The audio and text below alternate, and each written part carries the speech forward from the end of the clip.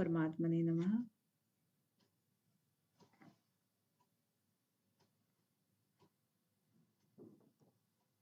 आठवें अध्याय के 19 श्लोक हो चुके हैं और इससे पहले क्या चल रहा था अपना कि जो ब्रह्मा जी का दिन आता है तो सारे जीव प्रकट होते हैं और उनकी ब्रह्मा जी की रात्रि होती है तो सब उनमें विलीन हो जाते हैं। कुछ कुछ इस तरह की बातें चल रही थी। तो बड़ी इंटरेस्टिंग सी बात है, अगर आप कहें तो डिस्कस करें कि ब्रह्मा जी का एक दिन क्या होता है। और हमारे वो तो थोड़ा सा देखा भी था ना हमने, युग कितने थे और कितने युगों के बाद उनका ब्रह्मा जी का एक दिन और रात होता था।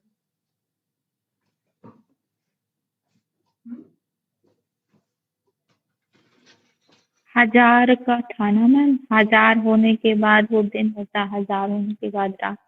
हाँ, जो सारे युग मिला करके और कितने युग इकट्ठे करके इंटू करके फिर उनका एक दिन और एक था। तो आज हम छोटा सा काल के ऊपर बात करेंगे कि काल क्या होता है ना। काल मतलब समय, समय की एक इकाई जो किस तरह से डिफाइन करी हुई है। जो एक बहुत छोटा सा हिस्सा होता है समय का, जो सबसे छोटा हिस्सा होता है, उसको क्या कहेंगे हम? परमाणु। एक तरह से नाम दे देते हैं परमाणु, है ना। परम अणु, यानी कि उससे छोटा काल का हिस्सा हो ही नहीं सकता जैसे। और ऐसे ऐसे अगर हम दो परमाणु मिला दें, अगर हम दो परमाणु मिला दें तो उसका एक अणु बनता है। अब देखो, अणु के बाद परमाणु कितना है? अणु मतलब दो परमाणु मिला करके एक अणु बनता है। और इसके बाद जो तीन अणु ऐसे ऐसे मिला दें, तो तीन अणु अगर ऐसे ऐसे मिला दें तो इसको क्या कहते हैं? एक त्रसरेणु। और यही जो एक त्रसरेणु होता है ना, ये आपको कहाँ दिखाई देता है? कुछ मालूम है कहाँ दिखाई देता है? जब आप एक कमरे में हो और धूप आ रही हो किसी खिड़की के अंदर से, किसी विंडो के अंदर से, झरोके के अंदर से, तो फिर उस धूप का एक पूरा सा ना प्रक्षेपित रहती है, वो जैसे एक बैटरी होती है ना, उस तरीके से जो लाइट फेंकी जाती है, वैसे ही विंडो से वो लाइट जो आती है, उसके अंदर कुछ छोटे छोटे छोटे छोटे कण जो है ना, वो तैरते हुए दिखाई देते हैं। देते हैं? नोटिस किया है कभी रक्षा जी, हिमानी जी, नोटिस किया है ना उसको? Tyndall effect ma'am. हाँ, उसको कहते हैं त्रसरेणु। ठीक है। और हम बता क्या रहे हैं अभी? समय की बात कर रहे हैं हम कि काल जो है ना वो कैसे कैसे डेवलप करता है, उसको इकट्ठा कर करके हम क्या चीज बोलते रहते हैं अपनी व्यवहार की भाषा में। तो सबसे पहले जो था मानसी जी, परमाणु था। परमाणु को दो परमाणु मिलाए तो हमने एक अणु बना दिया, और तीन अणुओं को मिलाया तो हमने एक त्रसरेणु कह दिया उसको, जो कि हमें झरोके से दिखाई देता है। और ऐसे अगर तीन त्रिश्रेणु हो जाएं, ऐसे अगर तीन त्रिश्रेणु इकट्ठे हों और उनसे जो सूर्य की रोशनी क्रॉस करती है, उसमें जो जितना टाइम लगता है, उस टाइम को क्या कहते हैं? एक त्रुटि कहते हैं, एक त्रुटि। और ऐसी ऐसी 100 त्रुटियां मिल करके, ऐसी ऐसी जब 100 त्रुटियां मिल जाती हैं तो उसको एक वेद बोलते हैं कि एक वेद हो गया। और ऐसे ऐसे तीन वेद जो हो गए उसको एक लव बोल देते हैं। और इस तरह के तीन लव जो मिल गए तो फिर उसको बोलते थे एक निमेष। और ऐसे ऐसे तीन निमेष मिलने पर, तीन निमेष मिलने पर ये क्या बन गया?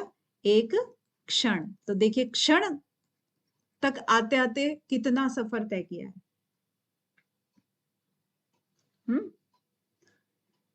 और उसके बाद क्षण के बाद 5 क्षणों को मिला दिया जाए तो फिर क्या बन जाता है? एक काष्ठा।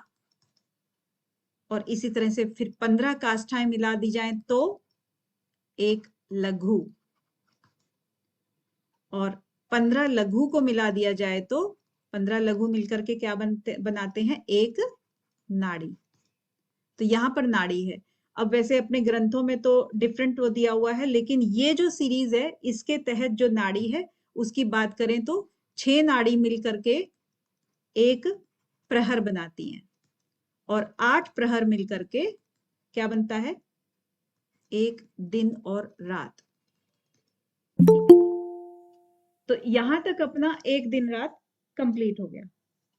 इसके आगे आप सबको पता है कि 15 दिन क्या कहलाते हैं? क्या कहलाते हैं? पक्ष। पक्ष कहलाते पक्ष। हैं। हाँ, पक्ष। पक्ष। और 2 पक्ष अगर ऐसे मिल जाएं तो वो क्या कहलाते हैं? एक मास। एक मास कहलाता है। और ऐसे ऐसे अगर 6 मास मिल जाएं तो एक अयन हो गया, अयन। है ना? और 2 अयन मिल करके एक साल। वर्ष। चलो, एक वर्ष की काउंटिंग आपकी कंप्लीट हो गई। जल्दी सर्दी गर्मी सब आ गए, सारे मौसम आ गए। हाँ, 2 मिनट के अंदर।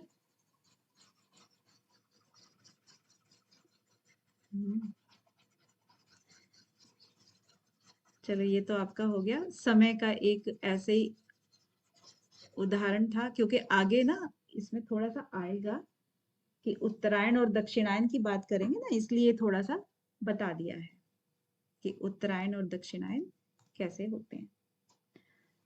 आज हम शुरू कर रहे हैं 20 वाले श्लोक से। तो हाँ जी, संगीता जी खेलेंगी ना? Yes ma'am.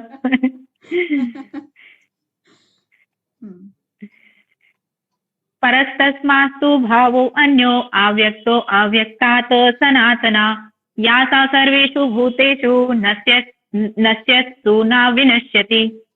हाँ जी, तो इसमें जैसे संगीता जी बोल रही हैं कि जो अनित्य संसार का वर्णन करके अब आगे के श्लोक में जीवों के प्रापणीय परमात्मा की महिमा का वर्णन करते हैं। जो उन्होंने परमात्मा की महिमा का वर्णन आगे कैसे करेंगे? परः तस्मात् तु भावः अन्य अव्यक्तः अव्यक्तात् सनातनः। मतलब जो उस अव्यक्त ब्रह्मा है, अव्यक्त ब्रह्मा मतलब ब्रह्मा का जो सूक्ष्म शरीर है, उससे अन्य जो भी चीज है वो क्या है आगे? कि अनादि है, अत्यंत श्रेष्ठ है। परः मतलब क्या होता है? अत्यंत श्रेष्ठ होता है परः का मतलब। तो ये क्या कह रहे हैं कि परंतु उस अव्यक्त ब्रह्मा के जो अव्यक्त जो प्रकृति है, जो शाश्वत है, इससे ये सारे पदार्थ परे हैं, ये श्रेष्ठ हैं और ये कभी भी नाश नहीं होते हैं।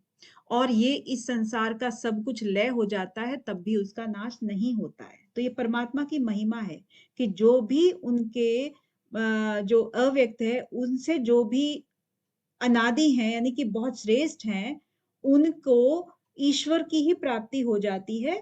वो नष्ट होने के बाद भी वो नष्ट नहीं होते हैं। तो भाव इनका यही कह रहा है। अब कैसे?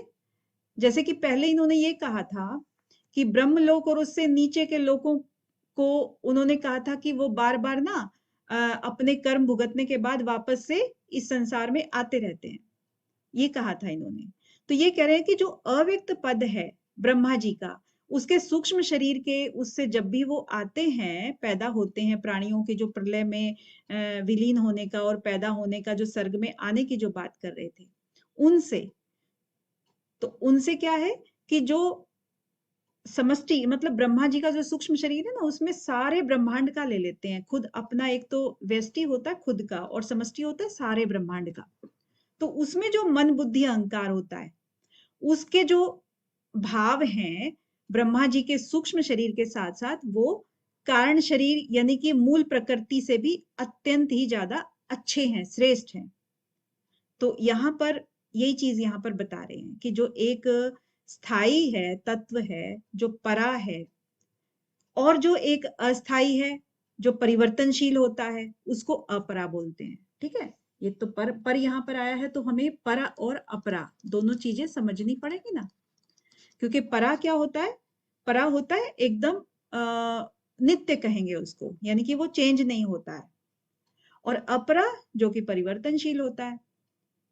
तो परा में कभी भी परिवर्तन नहीं होता और अपरा में कभी भी वो ठहरता नहीं है, मतलब वो चेंज होता रहता है। यही चीज ये कह रहे हैं कि जो सर्ग और प्रलय होती है इनमें तो परिवर्तन होता रहता है।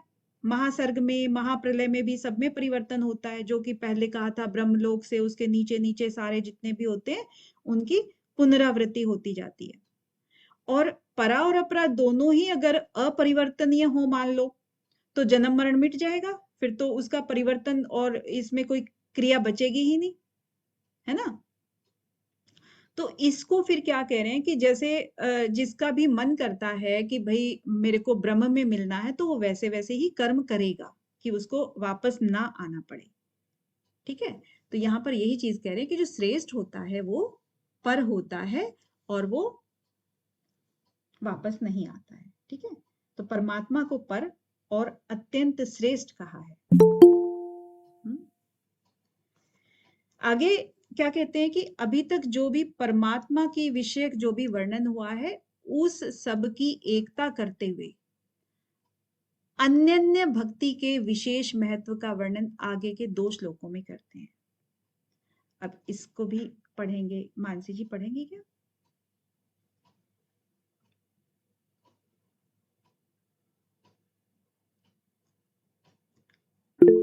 हाँ जी संगीता जी, ठीक है। अव्यक्तो अक्षर इत्युक्तस्माता माहु परमां गतिं यं प्राप्य न निर्वर्तन्ते तद्धाम परम मम। अब यहाँ क्या कह रहे हैं कि जो अव्यक्त अक्षर इति उक्ता, जो ये भगवान ने कहा कि अव्यक्त अक्षर, उसी जो अव्यक्त अक्षर है वो जो कहा गया है उसी परम गति को कहा गया है, जिसको प्राप्त होने पर फिर वापस से संसार में लौटकर कोई भी नहीं आता है।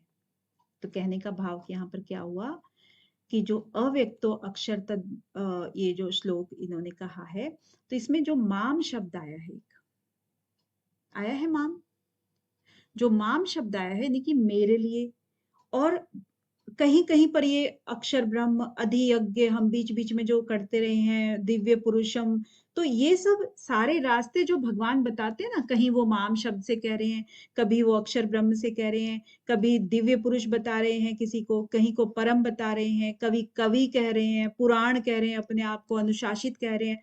तो बहुत सारे तरह की उन्होंने चीजें कही हैं अलग अलग श्लोकों में, और यहाँ सबको वो एक कर रहे हैं। इन्होंने कहा ना उन सबकी एकता करते हुए, तो यहाँ पर उन सबको एक कर रहे हैं। इसका मतलब क्या हुआ, क्यों एक कर रहे हैं? क्योंकि उनको उस परम गति जो है, जो एक शरीर की होनी है, एक आत्मा की होनी है, शरीर की नहीं होती है, आत्मा की जो होती है, जो सर्वश्रेष्ठ गति जिसको कहते हैं, तो कहते हैं कि जो जितने भी रास्ते तुम अपना लो, सबका जो मंजिल होती है वो एक ही होती है। तो वहां अगर आप अच्छे कर्मों के साथ जाओगे, निष्काम कर्म करके जाओगे, तो फिर वहां से आप लौट कर नहीं आओगे। तो ये अलग अलग रूपों में उसकी एकता की बात इन्होंने कही है। आमतौर पे क्या होता है ना कि लोग बोलते हैं कि सगुण जो है उसकी उपासना करेंगे तो उसका दूसरा फल मिलेगा, निर्गुण की उपासना करेंगे तो उसका दूसरा फल मिलेगा। कोई कोई कहता है कि मैं सिर्फ ना निर्गुण करूंगा ना सगुण करूंगा, मैं तो सिर्फ निष्काम कर्म ही करूंगा, कर्म करूंगा लेकिन निष्काम करूंगा तो उसका अलग फल मिलेगा। और कोई किसी रास्ते चलता है, यानी कि पंथ अनेक है सबके, और इन सभी पंथों की मंजिल एक ही होती है। जैसे होता है ना कि अगर हरिद्वार जाना है तो कोई कहेगा कि मैं तो पैदल ही जाऊंगा, कोई कह रहा है मैं कार से जाऊंगा, कोई कह रहा है मैं एरोप्लेन से जाऊंगा, कोई कह रहा है किसी से जाऊंगा, लेकिन जाना सबको यही है। अब किसी के रास्ते में कितनी रुकावटें आती हैं, किसी के रास्ते में कितनी आती हैं, है ना। तो मेन है कि ये सभी चीजें कह करके भगवान अलग अलग तरीके से कह करके और सबको एक मुक्ति का ही मार्ग वो दिखा रहे हैं। चाहे तुम निर्गुण निराकार की से उपासना कर लो, चाहे सगुण साकार की उपासना कर लो, चाहे सगुण निराकार की कर लो, चाहे इनकी मतलब किसी भी तरह के जो कंसेप्ट है उन सब की किसी भी कर लो, तो सबका पर्पज एक ही है कि ब्रह्मलोक में ब्रह्म के अंदर विलीन होना। ठीक है, तो वहां प्राणियों को जा करके ब्रह्मलोक के थ्रू जब जाते हैं तो वो लौट कर नहीं आते हैं, ऐसी मान्यता सोच करके वो उपासना करते हैं। ठीक है, तो ये बात यहाँ पर कह रहे हैं कि जो अव्यक्त है, अक्षर नाम है, उसकी पहुंच क्या कहते हैं कि वो बहुत है, ब्रह्म तक है, तो वो उसकी उपासना करने से ये सभी चीजें जो हैं हमें मिल जाएंगी, वहां से जीव कभी लौट कर नहीं आता है। तो उन सब की एकता कर देते हैं यहाँ पर। अव्यक्तक्षर इति उक्त तम आहु परमाम गतिम, तो उसकी परम गति को प्राप्त होता है। यम प्राप्त न निर्वर्तते, और जब इसको वो प्राप्त हो जाता है तो फिर क्या होता है, वो फिर लौट करके इस संसार में नहीं आता है। तत् धामम परमम, और वो मेरे धाम को ही जाता है। तत् धाम परमम, जो कि मेरा परम धाम है, उसी को वो प्राप्त होता है। आगे नेक्स्ट 22वां। हाँ जी, कोई पढ़ेंगे? पुरुषः सा परा पार्थ भक्तया लभ्यस्तन्य अन्यया यस्यान्तः स्थानि भूतानि येन सर्विदं ततम्। तो यहाँ भी यही कह रहे हैं कि हे पार्थ, पार्थ को कह रहे हैं पुरुष स पर पार्थ भक्त्या लभ्य तू अन्य, यानी कि जो प्रथानंदन अर्जुन, संपूर्ण प्राणी जिसके अंतर्गत हैं, जिससे ये संपूर्ण संसार व्याप्त है, परम पुरुष परमात्मा तो अनन्य भक्ति से ही प्राप्त करने योग्य हो जाते हैं। तो ये यहाँ पर सिंपल से ये चीज कह रहे हैं। और इसके आगे ये क्या कह रहे थे कि भाई जो पहले भी कहा इन्होंने कि जो सात्विक राजसिक तामसिक जो भाव मेरे ही होते हैं सारे, लेकिन मैं उनमें नहीं होता हूं। यानी कि भगवान जो है ना अलग अलग प्रकार से समझाते हैं कि संपूर्ण प्राणी जो है वो परमात्मा स्वरूप संसार में ही है। इसी को भगवान 9वें अध्याय में भी, चौथे में भी, 5वें में भी, 6ठे श्लोक में विधि निषेध करके, मतलब वो है ना कि व्यतिरेक को अन्वरीति से बताते हैं, यानी कि कभी नकारात्मक एग्जाम्पल लेके बताते हैं, कभी सकारात्मक एग्जाम्पल लेकर के बताते हैं। कभी ऐसे करने से ऐसे हो जाएगा, वैसे नहीं करोगे तो वैसे हो जाएगा, है ना। तो ये सारे कहते हैं कि मेरे से ही तो उत्पन्न हुए हैं और मेरे में स्थित रहते हैं और मेरे में ही वापस विलीन भी हो जाते हैं। तो सब कुछ क्या हुआ, मैं ही तो हुआ। तो इसीलिए जो भी कुछ करना है तो मेरे ही उस पे अर्पण होके कर। तो यही चीज वो कह रहे हैं कि जो व्यक्त है, अक्षर है, परम गति आदि नामों से जो भी कहा गया है, तो उसी को यहाँ पर पुरुष सपरय कहा है। पुरुष सपरय कहा है इन सबको ही, यानी कि वो जो परम पुरुष परमात्मा है वो अनन्य भक्ति से प्राप्त होता है। परमात्मा के सिवाय प्रकृति का यहाँ पर कोई भी अन्य अन्य जो है ना वो कार्य अन्य है। परमात्मा के सिवाय कुछ भी जो है ना वो अन्य है बस। तो अन्य की जो स्वतंत्र सत्ता मान करके जो उसका आदर करता है, महत्व करता है, उसकी अनन्य भक्ति नहीं है। वो कहते हैं कि परमात्मा की प्राप्ति में देरी तो लगती है, लेकिन परमात्मा के सिवाय किसी की सत्ता और महत्ता है भी नहीं। ठीक है, यही उसकी अनन्य भक्ति है। अगर वो मान लेता है तो उसकी अनन्य भक्ति यही कहलाती है।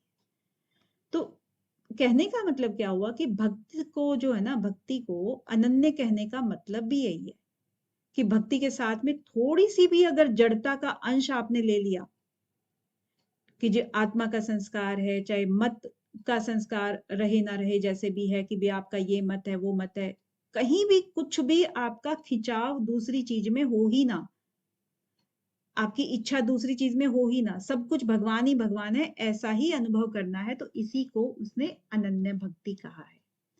यस्य अंतस्थानी भूतानि येन सर्वम इदम ततम। तो यही सब सर्वव्यापी है, सब कुछ उसी में स्थित है। तो आगे क्या कह रहे हैं कि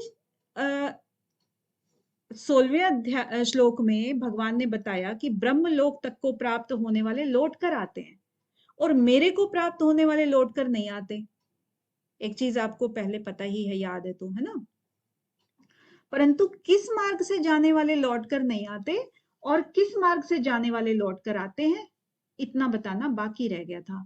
अब उन दोनों मार्गों का वर्णन करने के लिए भगवान आगे के श्लोक में उपक्रम करते हैं, वो बताते हैं आप कि दोनों मार्ग कौन कौन से हैं जिससे जो भक्त हैं, योगी हैं, मनुष्य हैं, वो लौट कर आते हैं और लौट कर नहीं आते हैं।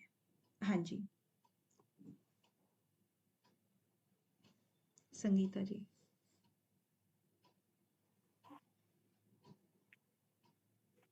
यत्र काले तत्त्वम् आवृत्तिं चैव योगिनः प्रयाता यान्ति तं कालं वक्ष्यामि भरतर्षभ।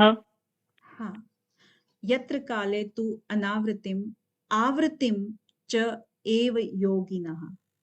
तो ये भरतर्षभ मतलब जो अर्जुन का ही एक नाम है, तो अर्जुन को ही कह रहे हैं कि हे भरतवंशियों में श्रेष्ठ अर्जुन, तू क्या करेगा, मतलब परंतु जिस काल में, यानी कि जिस समय में जब शरीर छोड़ते हैं उस समय की बात कर रहे हैं, जिस काल में, यत्र काले तू, परंतु जिस काल में अनावृतम आवृतम, अनावृतम मतलब अनावृत को प्राप्त होते हैं, यानी कि जो वापस से, आवृत क्या होता है, मतलब घूम फिर करके वापस, आवृत्ति होना, किसी भी चीज का दोबारा आना। तो जब आवृत्ति का उल्टा क्या हुआ, अनावृत।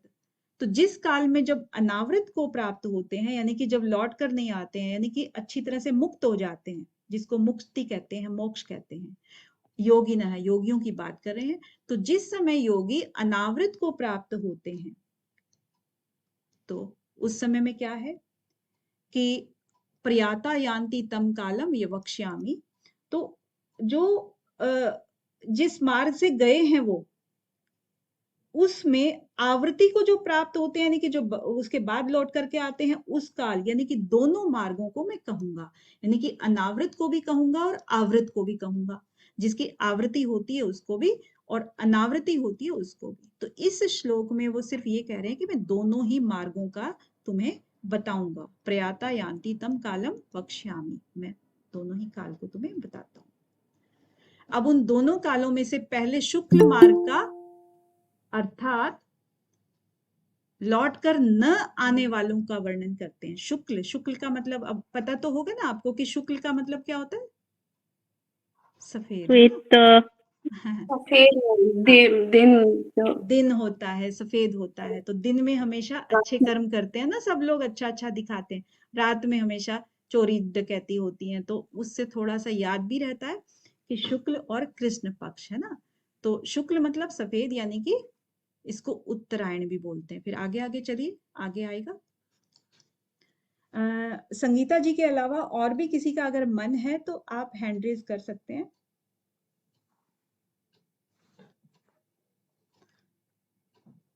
पढ़ना है किसी को, संगीता जी? मैं ट्राई करूं मैम एक बार। हाँ जी, बिल्कुल कीजिए। 24। हाँ जी, 24। अग्निज्योतिरः शुक्ल शत शनमास उत्तरायणम् तत्र प्रयात गच्छन्ति ब्रह्मविदो जनः। हाँ, तो अब इसमें से जो शुक्ल मार्ग का है वर्णन, उसमें से आप देखना कि ज्योतिर्अग्नि या अग्निर्ज्योति, अह शुक्ल षड्मासा उत्तरायणम, यानी कि जो ज्योति होती है, ज्योति का मतलब प्रकाश रूप, और अग्नि, अग्नि देवता हो गए, और अह, अह मतलब दिन का जो अधिपति देवता है उसको कहा है शुक्ल, शुक्ल मतलब शुक्ल पक्ष का देवता, और षण्मासा 6 मास जो होते हैं वो, और उत्तरायण, उत्तरायण वाले 6 मार्ग। तत्र प्रयाता गच्छन्ति, उस मार्ग से जो लोग जाते हैं, ब्रह्मविदः जना, और वो क्या होते हैं, ब्रह्मवेत्ता, यानी कि ब्रह्म लोक को प्राप्त होकर फिर ब्रह्मा के साथ में ही ब्रह्म के विलीन हो जाते हैं। तो इसमें शुक्ल पक्ष की महिमा का वर्णन किया है कि शुक्ल पक्ष के मार्ग से जो लोग जाते हैं।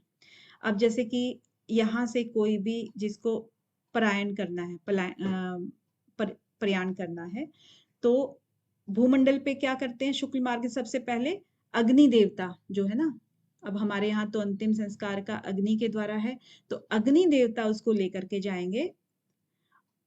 और अग्नि रात्रि में प्रकाश करती है, क्योंकि दिन में तो सूर्य का प्रकाश होता है, वो तो बहुत ज्यादा होता है, लेकिन उसके बाद वो अग्नि जो है उसको लेकर के जाएगी, कहाँ लेकर के जाएगी, अग्नि लेकर के जाएगी उसको जहां तक उसका पूरा अधिकार क्षेत्र होता है ज्योति का, उसके बाद उसको सौंप देगी कहाँ पर, दिन के देवता को सौंप देगी, क्योंकि यहाँ पर ज्योति जो है उसको कहा है दिन का, ये शुक्ल है दिन का देवता कहा है, तो वहां पर दिन के देवता को वहां सौंप देगी, और वहां से फिर वो शुक्ल पक्ष के अधिपति देवता को सौंप देगा, और उसके बाद शुक्ल पक्ष का अधिपति देवता फिर अपनी सीमा को पार करा करके उसको उत्तरायण के अधिपति देवता को सुपुर्द कर देगा, और उत्तरायण का जो अधिपति देवता है उसको फिर वहां जाकर के ब्रह्मा का जो एरिया है पूरा, उसको उसका जो अधिपति देवता है उसको सौंप देगा, यानी कि ब्रह्म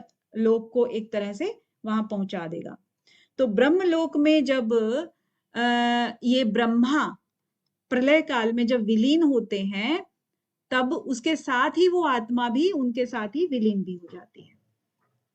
ठीक है, तो इस तरह से जब वो विलीन हो जाएगी तो इसका मतलब मोक्ष की प्राप्ति होगी, फिर वो वापस लौट के नहीं आता, क्योंकि वो ब्रह्मा के साथ ही गया है प्रलय काल में। अब आगे के श्लोक में कृष्ण मार्ग का अर्थात लौट कर आने वालों के मार्ग का वर्णन करते हैं।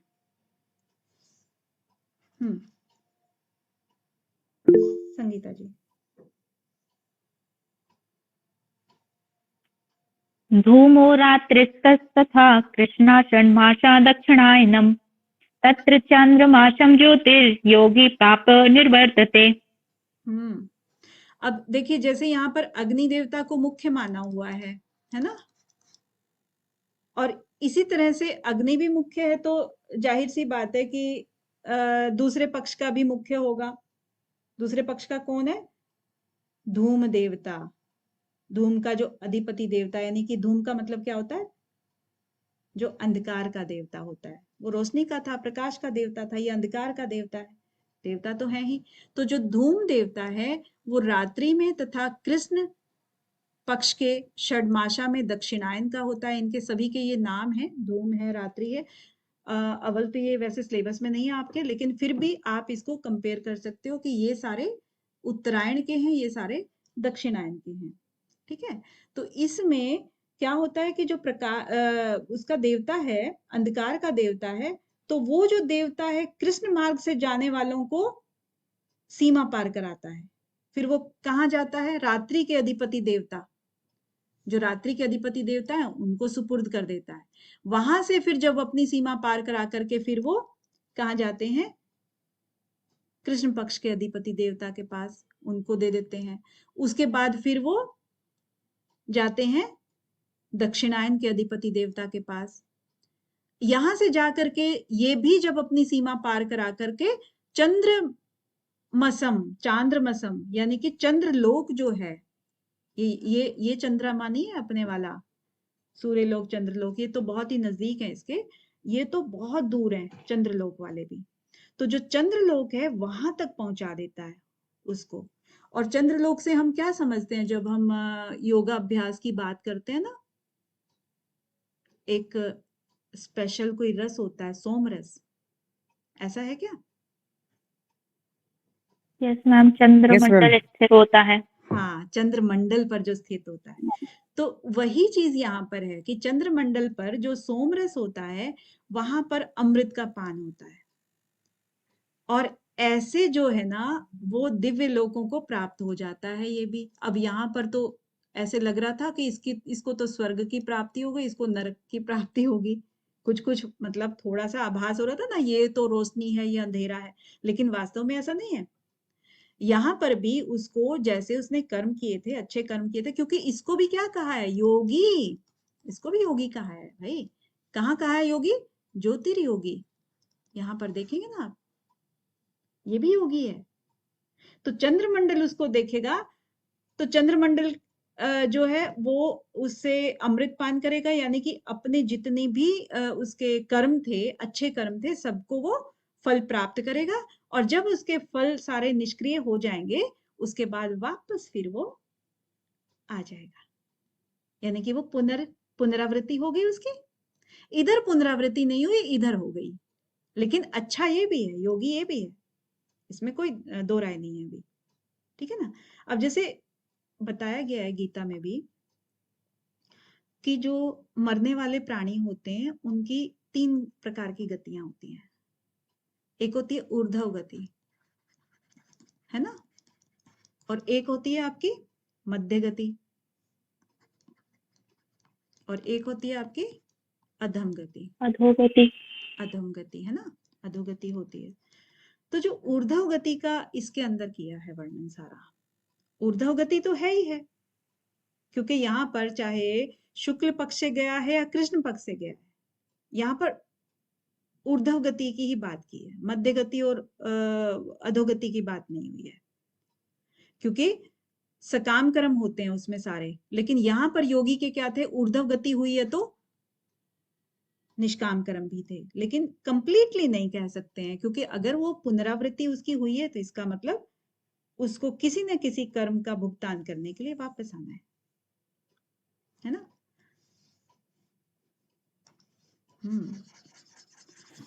अब शुक्ल कृष्णे गति ही एते जगत शाश्वते मते एक्या याति अनावृत्तिम अनन्या आवृतते पुनः। हाँ जी, बहुत बढ़िया अंजू जी, आपने सरप्राइज दे दिया बिल्कुल।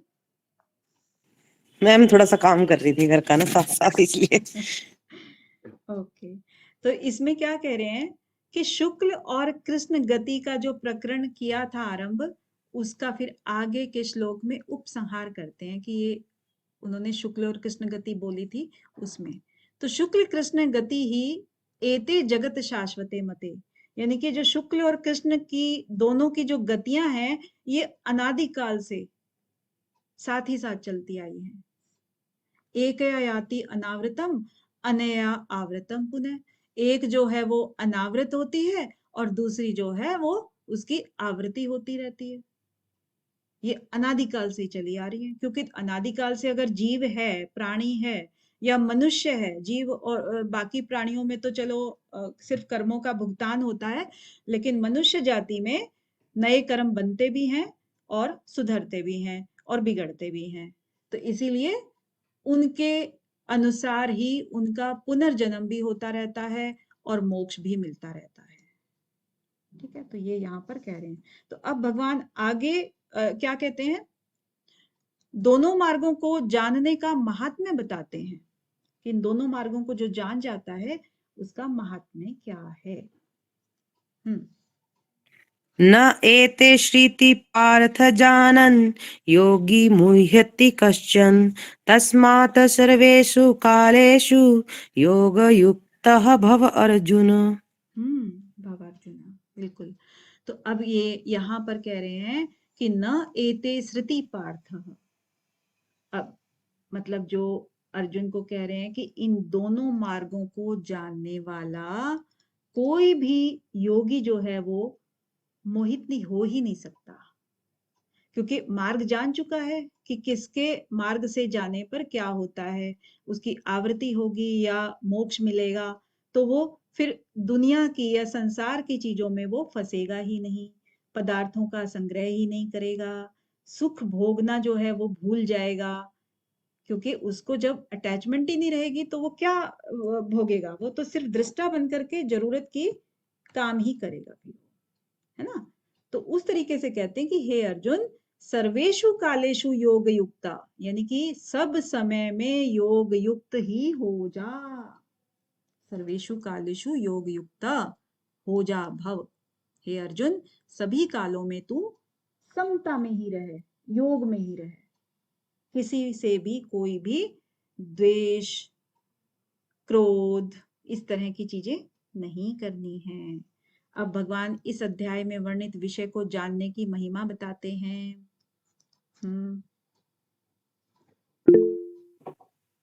वेदेषु यजेषु तपःसु च एव दानेषु यत् पुण्यफलं प्रतिष्ठम् अत्यन्ति तत् सर्वम् इदं विदित्वा योगी परम स्थानम् उपैति च आद्यम्। अब इसमें क्या है कि योगी यानी कि जो योगी है, भक्त है मेरा, उसकी बात कर रहे हैं योगी।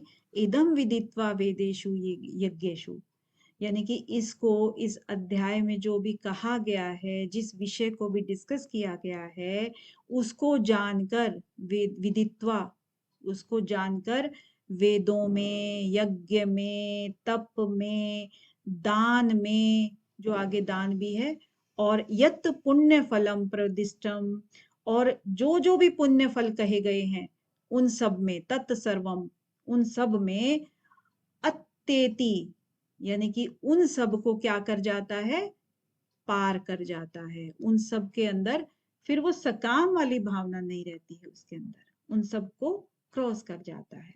और आद्यम स्थानम परम उपैति, यानी कि आदि स्थान जो परमात्मा का है, जहां से परमात्मा का शुरू होता है, कौन सा है, ब्रह्मलोक है ना, वहां पर वो उसको प्राप्त हो जाता है।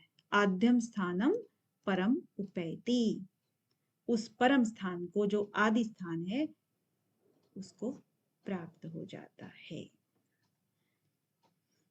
हरि ओम तत्सत। श्रीमद्भगवत गीतासु उपनिषत्सु ब्रह्म विद्यायां योग शास्त्रे श्री कृष्ण अर्जुन संवादे अक्षर ब्रह्म योगो नाम अष्टोऽध्यायः।